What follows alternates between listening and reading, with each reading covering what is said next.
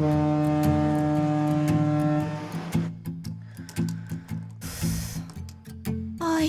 وقتی وسط کار به عشق و عاشقی فکر میکنی آخرش هم گند میزنی توی کارت. نه خیر، هرگز حق خوابیدن نداری. اول باید اینو تمومش کنی. آی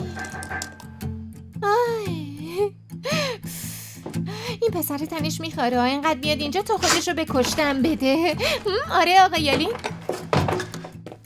باز که داری قور میزنی. آی داشتم میگفتم دوست داری اینقدر بیای تا بالاخره گیر داداشم بیفتی؟ نه راستش من میگم چطور قبل اینکه این اتفاق بیفته بهتره با پای خودمون بریم. کجا بریم؟ پیش سینا دیگه. قبول کن دیگه، من برای همین اومدم. بریم حرفمون رو بزنیم و هر چی که میخواد بشه بشه. نه چی کار میکنی؟ دیوونه شدی؟ نه چی کار میکنی؟ تو اونو که میشناسی تو ماشین تو منو دید نزدیک. چرا انقدر شلوغش میکنی؟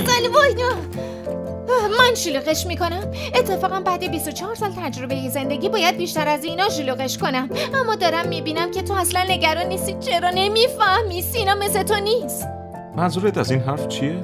یعنی اون بعد کتککاری با تو نمیاد با همون آشتی بکنه. ببین تو اونو نمیشناسی. دفنه، نقطه مشترک من و سینا خوشبختی خواهرامونه. قرار نیست تو انباری زندانیت بکنه که.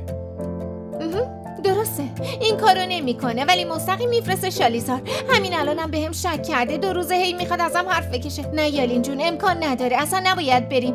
تو هم همین الان باید از اینجا بری. برو به سلام. الان یعنی چی؟ تا ابد قراره همینطوری بمونه؟ یواشکی باید همدیگه رو ببینیم؟ مگه ما بچه دبیرستانی؟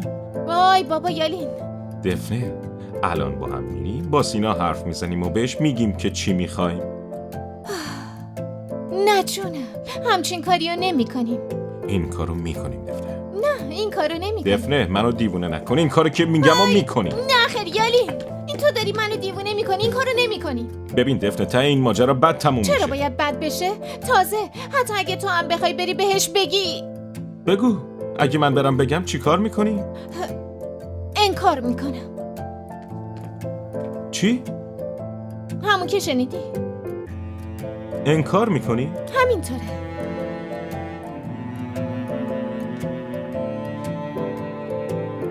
خیلی خوبه. منتظر اعتراف بودم ولی انکار کردن حرکت قشنگی بود. یالین منظورم این نبود.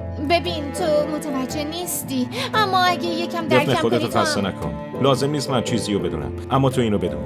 من با دختری که پای احساسش نمیمونه هیچ کاری ندارم.